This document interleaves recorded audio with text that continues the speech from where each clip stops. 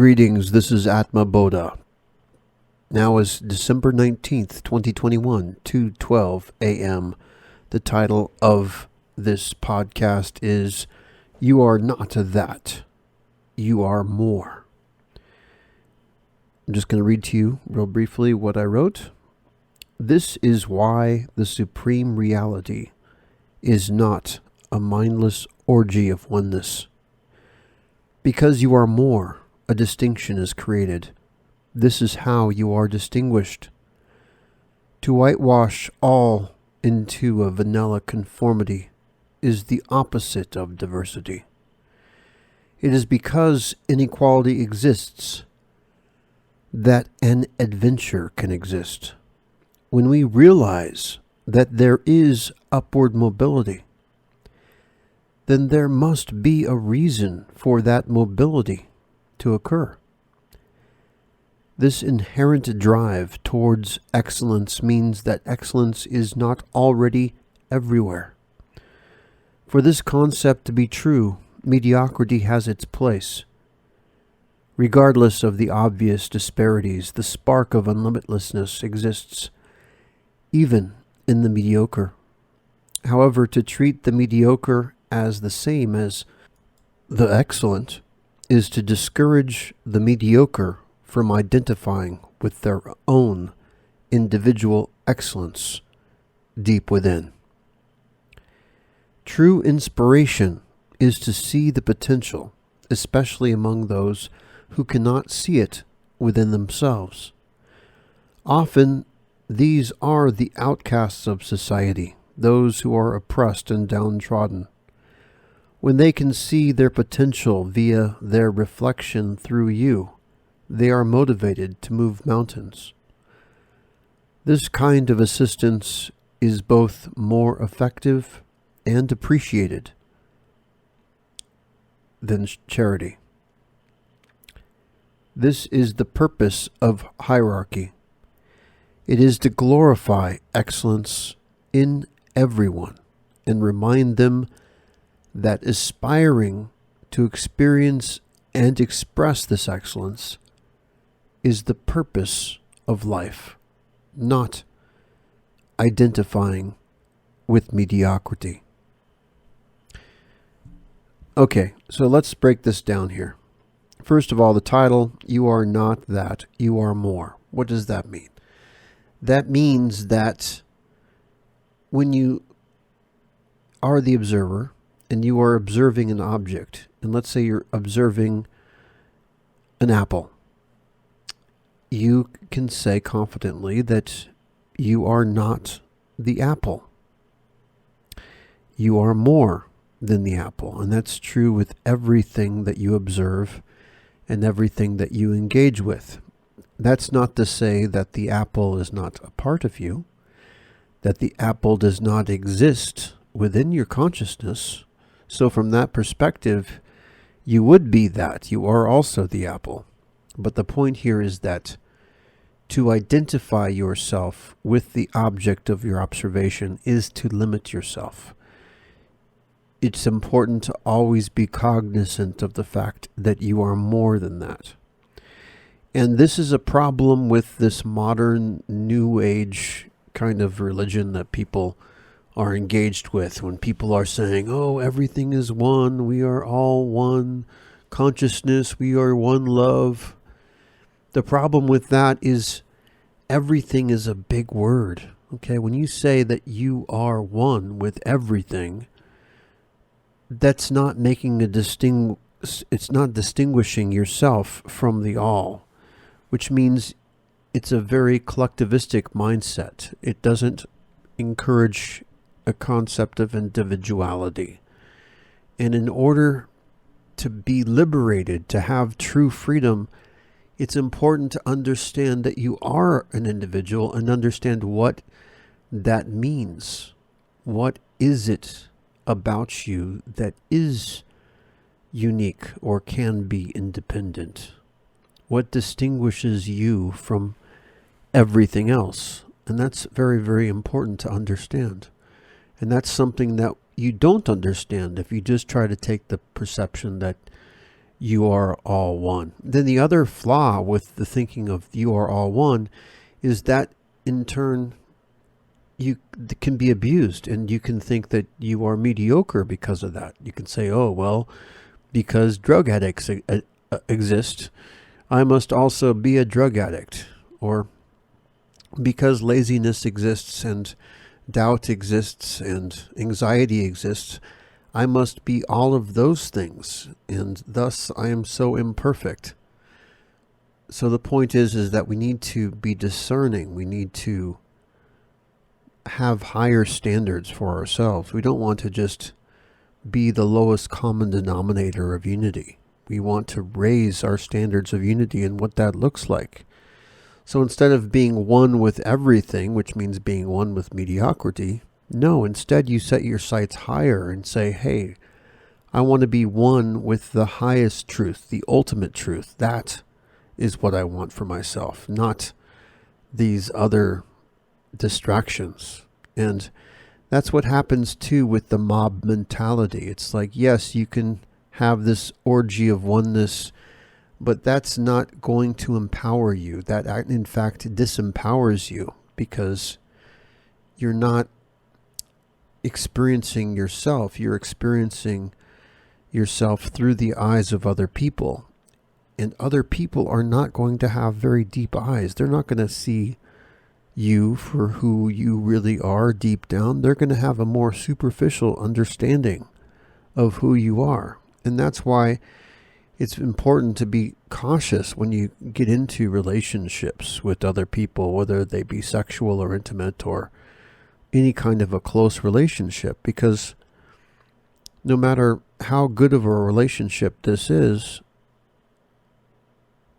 you are always going to have the ability to know yourself more and deeper than anyone else outside of you. And it doesn't matter how great of a guru this person is that you know, or how intimately your friend or lover, how intimately you think they know you.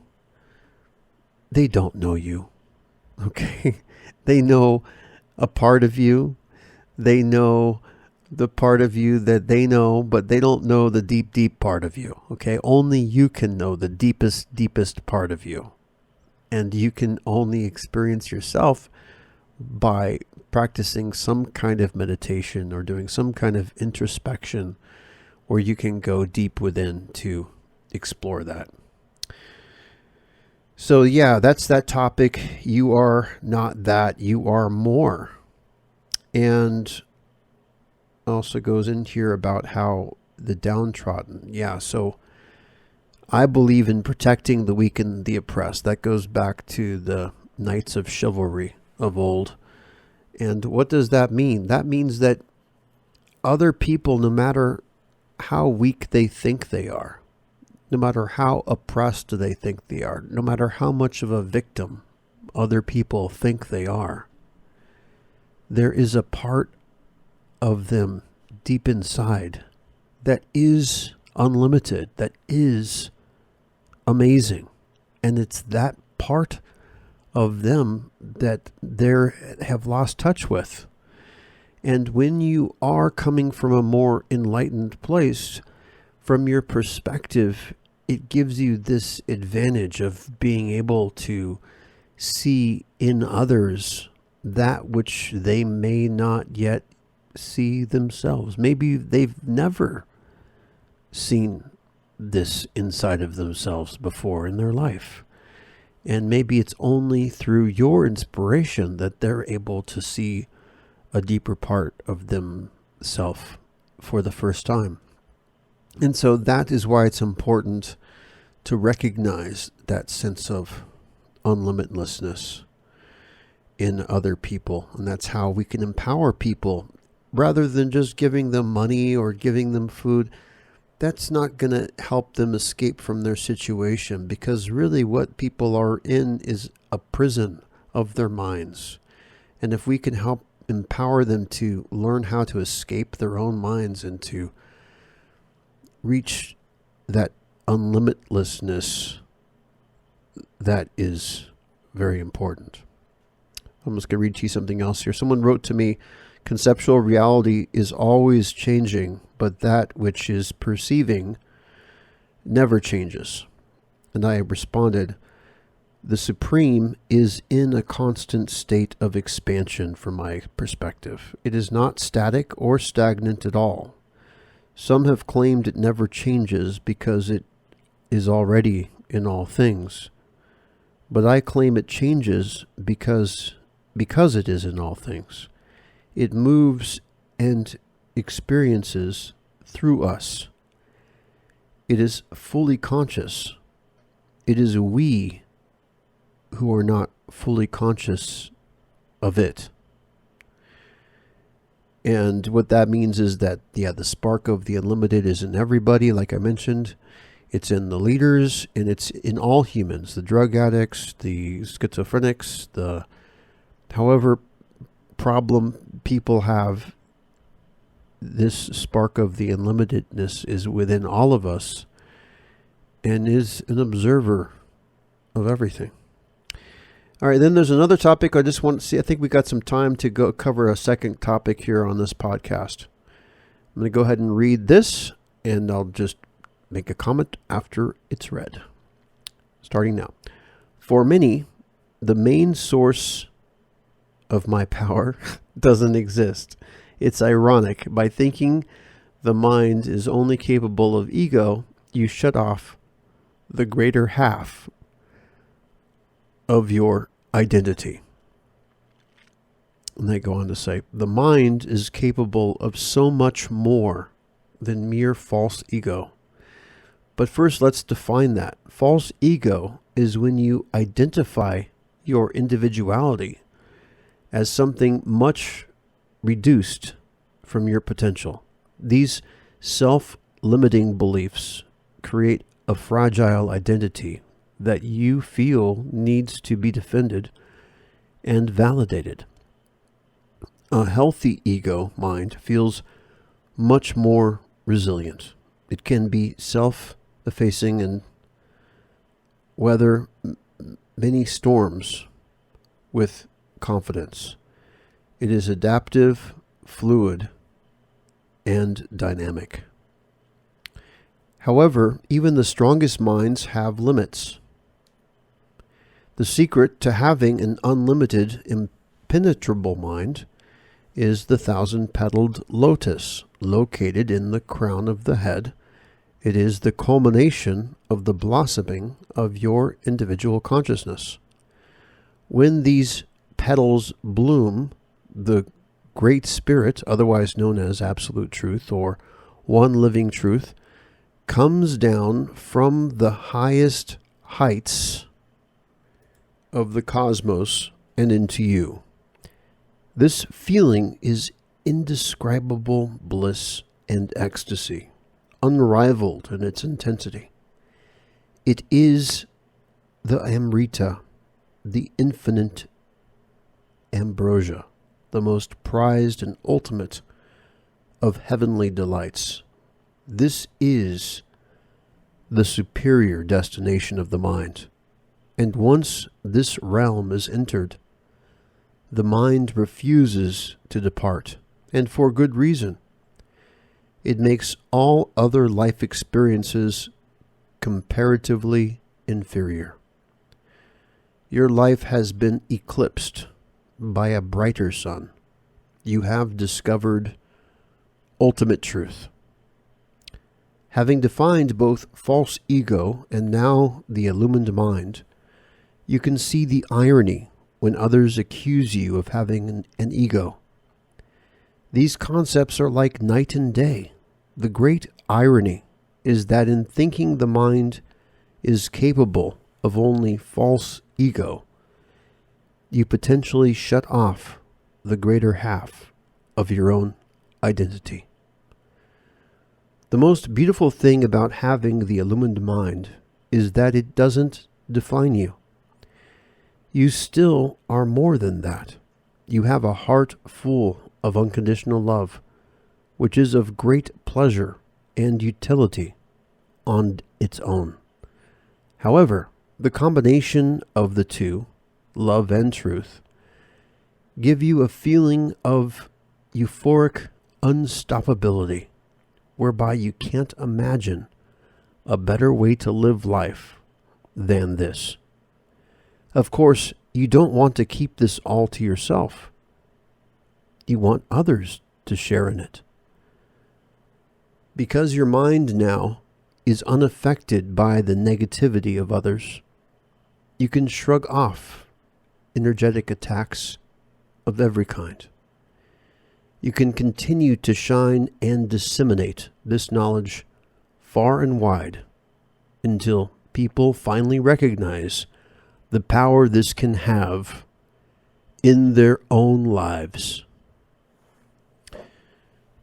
So just to reflect on what I just said, first of all, it's talking about how the mind is capable of so much more than the false ego. And that is true. Egos are fragile things.